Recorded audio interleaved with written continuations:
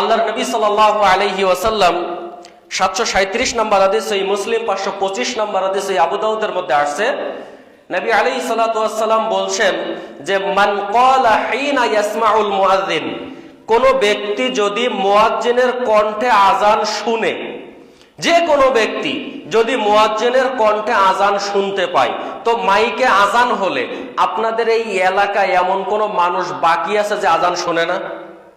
মনে করেন যে বাচ্চার বয়স 3 ঘন্টা বা 1 ঘন্টা বা আধা ঘন্টা, সেও কিন্তু আযান শুনে কিনা বলেন? শুনে। কিন্তু আযান শোনার পরে আল্লাহ রাসূল সাল্লাল্লাহু আলাইহি ওয়াসাল্লাম সেই মুসলিমের একটা হাদিসের মধ্যে বলছেন, কোন ব্যক্তি যদি মুয়াজ্জিন যা বলে, ওই ব্যক্তি যদি তাই বলে, মুয়াজ্জিন যা বলেছে হাইয়া আলাস সালাহ হাইয়া আলাল ফালাহ, এই দুইটার ক্ষেত্রে বলবে লা হাওলা ওয়ালা কুওয়াতা ইল্লা বিল্লাহ।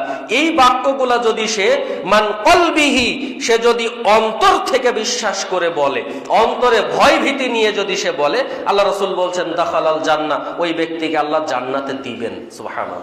তাহলে যে ব্যক্তির আজানের জবাব দিলে, যে ব্যক্তির ঘোষণা আসছে আল্লাহ তাকে জান্নাতে দিবেন, আর যে ব্যক্তি আজান দিচ্ছে তাকে আল্লাহ কি করবেন? কন্যা সুবহানাল্লাহ। আজানের জবাব দিলে যদি আল্লাহ রাসূল বলছেন দাখালাল জান্নাহ, তাকে আল্লাহ জান্নাতে দিবেন, আর যে আজান দিচ্ছেন তাকে আল্লাহ কত সম্মানিত করবেন।